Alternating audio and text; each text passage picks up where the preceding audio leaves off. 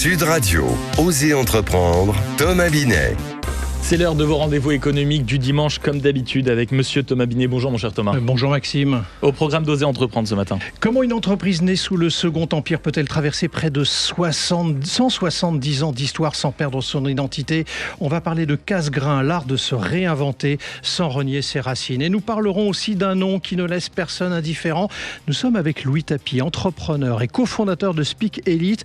Peut-on construire son propre destin quand on porte un nom aussi célèbre que celui de Bernard Tapie? Et puis avec Alexandre Lacharme, entrepreneur, business angel et consultant pour Oser entreprendre, nous nous intéresserons à une compétence devenue indispensable, l'éloquence, ce qui d'ailleurs fera un bon prolongement avec l'activité de notre invité. Avoir une bonne idée suffit-elle encore ou faut-il aujourd'hui savoir convaincre, embarquer et inspirer pour réussir? Ecorezo Business, le magazine de référence pour entreprendre, présente Sud Radio, Osez entreprendre, la saga des entreprises. Pour commencer, Thomas, vous voulez nous parler d'une marque qui a su transformer un simple moment de repas en véritable plaisir quotidien. Et cette marque, c'est Casgrain. Exactement, Maxime. Casgrain, c'est une histoire qui remonte à 1856 à Nantes. À seulement 25 ans, Charles Casgrain, charcutier de formation, crée son entreprise de conserve alimentaire. Il profite alors d'une innovation révolutionnaire de l'époque, l'apertisation, technique permettant de conserver les aliments pendant de longues périodes. Et il se met à fabriquer ses premières conserves de légumes en bocaux en verre. Puis au fil des décennies, la marque ne cesse d'innover, de s'étendre et de se spécialiser dans la conserve de légumes. Puis, quand même, trait de génie, elle marque les esprits avec un symbole très particulier. Oui, dans les années 70, Maxime, elle choisit une mascotte, le fameux lapin blanc, un symbole de pureté, de nature et de fraîcheur, un clin d'œil au végétal, au potager. Ce lapin devient même une star en costume et lunettes noires à la fin des années 80. Puis on arrive en 1989 et Casgrain change de main avec l'arrivée de Bonduelle au capital. Absolument, et Bonduelle ne fait qu'une bouchée de son principal concurrent français Casgrain, et cette dernière est devenue au fil des années la marque haut de gamme du groupe, tandis que Bonduelle, pour sa part, occupe davantage le segment grand public. Et c'est là qu'on se rend compte que la marque a d'autres grandes ambitions, parce qu'elle ne s'arrête pas là. Oui, elle a constamment élargi son offre en 170 ans d'existence. Légumes cuisinés à la provençale, concassés pour l'apéritif, recettes sucrées salées originales, jusqu'aux produits pensés pour les jeunes urbains et les flexitariens d'aujourd'hui. Donc c'est un mélange parfait entre le respect de la tradition et la volonté d'incarner quand même une forme de modernité. Exactement, Maxime. Casgrain, c'est l'exemple type d'une entreprise familiale fondée sous le Second Empire qui a traversé 3 siècles, plusieurs guerres, les révolutions industrielles et alimentaires avant de devenir l'une des marques patrimoniales les plus connues et respectées de l'agroalimentaire français. Sud Radio, Osez entreprendre, l'invité. Thomas, nous sommes pour ce premier rendez-vous économique avec Louis Tapie, entrepreneur et cofondateur de Speak Elite. Bonjour Louis Tapie. Bonjour Thomas, merci beaucoup de me recevoir. Quand on porte le nom de Tapie, à quel moment on comprend que ce nom n'est pas tout à fait un nom comme les autres? Écoutez, cette conclusion, je l'ai tirée très rapidement, quand j'étais très jeune. Oui. À l'école Sainte-Clotilde où j'étudiais, déjà je voyais que le regard des autres était un petit peu différent à mon égard, surtout le regard des parents, pour être très honnête. Mais c'est quelque chose que j'ai toujours porté fièrement, ce nom, et j'en suis toujours très très fier, et ça m'a toujours beaucoup motivé et inspiré. Alors on va en parler dans un instant. Vous êtes le petit-fils de Bernard Tapie, le fils de Laurent Tapie, qui dirige aujourd'hui Delage. Dans votre enfance, est-ce que l'on réussit à parler d'autre chose que d'entrepreneuriat autour de la table familiale? Et j'en tire d'ailleurs cette remarque du livre de votre mère, Marie Tapie, livre qui s'appelle Tapie comme Bernard aux éditions Presse de la Cité, où on apprend d'ailleurs un Bernard Tapie intime, un Bernard Tapie qui adore cuisiner et qui adore réunir sa famille. Alors on parle beaucoup de choses à cette période-là. Est-ce qu'on parle d'autre chose en revanche que d'entrepreneuriat, Louis Tapie? Écoutez, déjà merci de citer le livre de ma mère. Je vous invite tous à aller le commander aux Presses de la Cité. Pour connaître mon grand-père, je ne pense pas qu'il y ait un témoignage aussi fidèle que celui de ma mère. Pour répondre à votre question... Oui, c'est vrai. C'est effectivement un livre très intime, comme je l'ai dit. Il y a eu beaucoup de livres sur votre grand-père. Ouais. C'est le seul qui raconte le Bernard Tapie de l'intérieur. Absolument. Et donc, pour répondre à votre question, est-ce qu'il y avait autre chose que l'entrepreneuriat? Absolument. Et c'est d'ailleurs pour ça que je ne pense pas qu'on m'ait forcé ce métier, qui est un métier, l'entrepreneuriat, dans ma vie. Je pense que c'est un choix que j'ai fait librement et que je l'ai fait par, j'ai pas envie de dire idolâtrie, mais parce que je voyais la passion qu'y mettaient mon grand-père et mon père on parlait de tout autour de la table. Et c'est d'ailleurs ça qui m'a inspiré à vouloir débattre plus tard. C'est le fait qu'on pouvait parler de politique, de philosophie, de littérature et aussi d'entrepreneuriat. Bernard Tapie, c'est un homme aux 1000 vies. Est-ce qu'il y a un souvenir, une anecdote rapidement spontanée qui vous revient sur lui ? L'anecdote qui me parle le plus, c'est quand je me disputais avec ma sœur et qui nous a toujours répété, sans cesse, que la famille, ça doit primer avant toute chose et que peu importe la raison de la dispute, ça devait passer et aller au-delà d'une simple dispute car on était la famille et un clan. Alors quand on s'appelle Louis Tapie, qu'on continue la lignée familiale, est-ce que c'est plus facile d'ouvrir des portes ou plus difficile de prouver sa propre valeur ?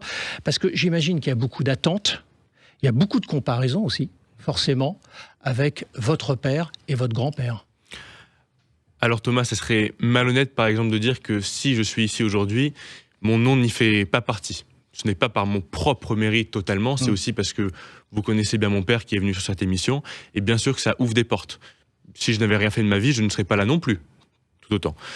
Mais est-ce que ça en a refermé aussi ? Oui, sûrement. Parce que bien sûr, certaines personnes, pas de ma génération, mais j'ai remarqué que beaucoup de personnes de votre génération, ou même un peu plus jeunes, portent un jugement vis-à-vis de lui, obligatoirement. Donc est-ce que c'est un jugement positif qui va m'ouvrir des portes ou un jugement négatif qui va m'enfermer ? C'est 50-50, je ne pourrais pas vous dire. Mais bien sûr qu'il y a des attentes vis-à-vis de moi, et bien sûr qu'il faut y répondre. Mais est-ce que je veux faire Bernard Tapie bis ? Non, je veux être Louis Tapie prime. Alors on va en parler de Louis Tapie dans un instant, mais justement dans une famille où les succès ont été spectaculaires, et ils ont été effectivement très nombreux, mais où les épreuves ont aussi été très médiatisées. On les a tous en mémoire, on ne va pas revenir dessus. Qu'avez-vous appris, vous, de l'échec justement que votre famille a dû vivre et dans lequel vous avez dû grandir ? Je pense par exemple à l'histoire OM Valenciennes, je pense à son séjour en prison, ça, je pense à tout ça. Alors, oui, mais justement, vous l'avez entendu, vous l'avez vécu à travers votre père. Moi, ce que j'ai vécu, c'était l'injustice qu'il a vécue avec le fisc français et avec Parlez de l'affaire Adidas. L'affaire Crédit Lyonnais, exactement. Lyonnais. Ça, je l'ai vécu. Et donc oui, quand j'étais plus jeune, on a joui de l'arbitrage, du premier arbitrage qu'il avait gagné. Ouais. Et ensuite, tout a été enlevé. Et donc pour moi, c'est peut-être la meilleure chose qui aurait pu m'arriver personnellement, parce que justement, ça m'a fait goûter un petit peu, très rapidement, parce que j'étais quand même très jeune, à ce que c'était un monde où on est dans l'opulence totale, mais c'est pas exactement ce que je désire personnellement. Parce que je sais que ça a attiré énormément de regards, et énormément de jalousie, énormément de mépris. Et donc, c'est pas du tout une chose que je veux répliquer. Moi, je veux une vie confortable, bien sûr, et c'est pour ça que je veux réussir dans l'entrepreneuriat, mais je ne veux pas non plus avoir un bateau de 84 mètres. Alors Louis Tapie, vous faites le SCP, mais vous avez fait une année de césure actuellement. Vous avez fait la même école d'ailleurs que votre père, qui était sorti 4e sur 6 000 étudiants. Je parle de Laurent Tapie au concours d'entrée, et qui était très fier d'ailleurs de le dire à son père, qu'il était le premier de la famille à entrer dans une grande école de commerce. Mais la réponse de Bernard Tapie, votre grand-père, ne s'est pas fait attendre. Je le cite, « Tu devrais te calmer », dit-il à Laurent. « Les écoles de commerce, j'y donne des cours ». Dit votre père quand vous avez intégré le SCP? Il était très content parce que si j'ai candidaté à l'ESCP, c'est la seule école pour laquelle j'avais candidaté. C'était justement parce que mon père m'inspire énormément, et des fois on veut aussi un petit peu répliquer ce qu'a fait son père. Et donc il était très content de le savoir. Votre père, ici à votre place, il y a quelques mois, disait qu'il croyait beaucoup au gène de l'entrepreneur. Est-ce que c'est une vision partagée? Je pense que ça aide d'avoir des modèles. Je suis tellement privilégié d'avoir des gens comme mon père, qui est mon modèle numéro 1 dans sa force de travail.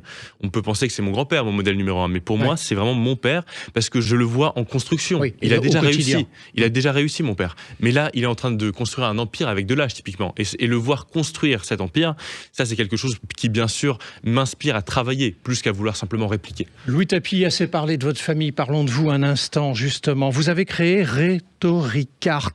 Non compliqué, c'est l'art de convaincre. Pour quelle raison avez-vous créé ça en quelques mots? Alors, on a créé la société Speak Elite, donc la fondatrice de Rhetoricart, il y a à peu près 2 ans. Et je l'ai créée après avoir constaté un vrai besoin, un vrai manquement dans le système d'éducation dans lequel j'étais, au-delà de seulement le mien. Car j'ai fait... c'est les débats publics, c'est l'art de la rhétorique, c'est l'art de l'éloquence. C'est ça le fond de votre sujet. C'est ça. Si vous me permettez, j'aimerais juste mettre 30 secondes de contexte. Donc j'ai quand même eu le privilège d'aller à l'école Jeanne-Emmanuel, un des meilleurs lycées privés internationaux de France. Et c'est là-bas, en fait, on nous apprenait à être des leaders de demain. En gros, vous allez être les dirigeants, vous allez être des politiques, des businessmen. Sauf que là-bas, on nous a prenez absolument pas à être des leaders, plutôt à être des moutons. Je ne mâche pas mes mots là-dessus. Quand on vous apprend à faire des bonnes présentations, à bien répéter ce que dit le professeur, je ne pense pas que ça vous apprend à être un penseur. Quand on vous empêche de débattre et de remettre en question le professeur, ça vous empêche d'être un penseur. Donc ça, je l'ai constaté très rapidement et j'ai trouvé ça scandaleux que des élèves dans ma classe avaient maintenant peur de s'exprimer et de contredire ce que disait le professeur. Donc j'ai dit, le débat doit revenir et doit être à l'ordre du jour. Donc on a créé, dès mon entrée à l'ESCP, Rhétoricart, un jeu qui vous apprend à débattre sur des vrais sujets. Ce jeu, vous l'avez amené, on l'a avec nous. Ouais. Je le reprends des mains de Maxime pour le montrer à la caméra pour ceux qui nous suivent sur sudradio.fr ou sur l'ensemble de nos dispositifs digitaux. Bon, en fait, c'est un jeu de cartes. Concrètement, je vais faire le pitch à votre place si vous le permettez. Rapidement, vous avez un thème et vous avez l'opposé au verso du thème. Alors, comme on est dans une période très footballistique et très rugby également, j'ai tiré une carte au passage. Le rugby, c'est mieux que le football, et d'autre côté, le football, c'est mieux que le rugby. Ça alimente des discussions, et à partir de là, on doit créer ses argumentaires et les défendre face à d'autres personnes. Est-ce que j'ai bien raconté l'histoire ? Vous l'avez parfaitement raconté. Donc, Rhétoricart, comme vous l'avez très bien dit, il y a un côté en faveur, un côté en défaveur du sujet présenté. Il y a 40 sujets à l'intérieur. Et à chaque fois, il y a 5 arguments. Parce qu'en fait, ce qui est dur pour vraiment exceller à l'oral, c'est pas d'avoir un bon vocabulaire, c'est pas d'avoir forcément une très bonne culture, mais c'est de savoir organiser ses pensées. Vous voyez là que vous me posez une question, j'ai 10 000 pensées, comment je fais pour les trier, laquelle je mets en avant. C'est exactement ça, vous avez 5 arguments, comment est-ce que vous allez faire pour les mettre en avant ? Alors on verra dans un instant avec notre consultant justement l'art de l'éloquence, mais bon, votre jeune société quand même est déjà valorisée 1 million d'euros, vous avez levé 100 000 euros. Oui, les gènes de l'entrepreneuriat, les gènes de la famille sont bien en vous a priori. Je dois vous faire une confidence, si je fais Speak Elite, ce n'est pas pour m'enrichir. Et d'ailleurs, tout cet argent-là, moi-même, j'ai investi beaucoup d'argent personnel à travers des petits boulots. Je suis très jeune, donc j'ai jamais eu d'expérience de salariat. Donc j'ai investi tout mon argent dedans et c'est pas pour m'enrichir que c'est fait cette entreprise. Et d'ailleurs, mes investisseurs, je ne pense pas qu'ils investissent forcément pour s'enrichir. Sinon, ils investiraient dans une entreprise start-up IA. D'ailleurs, j'allais vous dire, si vous voyez un étudiant en école de co qui fait une entreprise hors IA, vous devez avoir une alarme normalement qui sonne dans votre tête. Moi, j'ai décidé de le faire parce que c'est un vrai idéal de société que j'ai voulu faire avec ce jeu de cartes, de rendre le débat démocratique pour tout le monde sur des vrais sujets. Ma dernière question, Louis Tapie. Si Bernard Tapie pouvait vous voir aujourd'hui devenir l'entrepreneur que vous voulez devenir, qu'est-ce que vous aimeriez qu'il vous dise ? Tu devrais te calmer, j'ai déjà dirigé Adidas et plus d'une quarantaine d'entreprises. Vous pensez qu'il serait extrêmement fier de vous et il vous pousserait à devenir encore meilleur ? Honnêtement, je sais ce qu'il me dirait pour l'entrepreneuriat. Parce que quand j'avais 14 ans et que j'avais fait un petit site de pêche, je suis un passionné de pêche, il m'avait déjà dit, peu importe, et à n'importe quel membre de la famille, il dira, vas-y, peu importe ce que c'est. Mais la question que j'aimerais lui poser aujourd'hui, c'est est-ce que tu crois encore à la France ? Car pour un entrepreneur, savoir où entreprendre, c'est le plus important. Merci à vous.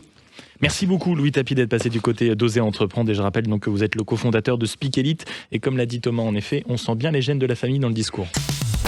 Sud Radio, Oser Entreprendre, les essentiels de l'entrepreneuriat. Thomas, pour fermer cette première parenthèse économique, nous sommes avec Alexandre Lacharme, entrepreneur, business angel et consultant entrepreneurial pour Oser Entreprendre, et vous allez, Thomas, avec lui, nous parler d'éloquence dans l'entrepreneuriat. Oui Maxime, on va donner un prolongement justement à cet échange avec Louis Tapie. Alexandre, avoir une bonne idée ou un bon produit, selon vous, ça suffit encore pour réussir ou pas ? Eh bien, plus vraiment, Thomas. Selon les données de LinkedIn, savoir communiquer est aujourd'hui la compétence professionnelle la plus demandée par les employeurs pour la 2e année consécutive. Dans l'entrepreneuriat, cela signifie qu'une bonne idée ne suffit plus. Il faut savoir la faire comprendre, la faire désirer et donc la faire adopter. Alors, vous dites donc que l'éloquence est devenue un véritable outil de croissance. Exactement. L'entrepreneur passe son temps à convaincre un investisseur de financer son projet, un client d'acheter son offre ou un collaborateur de rejoindre son aventure. La parole n'est plus un simple complément, c'est un levier stratégique. Et pourtant, beaucoup d'entrepreneurs, Alexandre, ne sont pas des orateurs nés. C'est vrai. Mais l'éloquence n'est pas un don réservé à une élite. C'est une compétence qui se travaille. Les concours d'éloquence, le théâtre ou la prise de parole en public permettent d'apprendre à structurer sa pensée et donc à captiver son auditoire. Finalement, entreprendre, est-ce que c'est raconter une histoire ? Absolument. Les clients n'achètent pas seulement un produit, ils adhèrent à une vision. Dans une économie où l'attention est devenue rare, celui qui sait transmettre son message possède un avantage concurrentiel considérable. En somme toute, l'éloquence n'est plus un art accessoire, mais une compétence entrepreneuriale essentielle, selon vous. Aujourd'hui, savoir s'exprimer, c'est souvent savoir convaincre et donc être armé pour entreprendre. Merci Alexandre. Et merci à vous, mon cher Thomas, qu'on retrouve donc dans un instant pour Oser Investir. Sud Radio, Oser Entreprendre, Thomas Binet.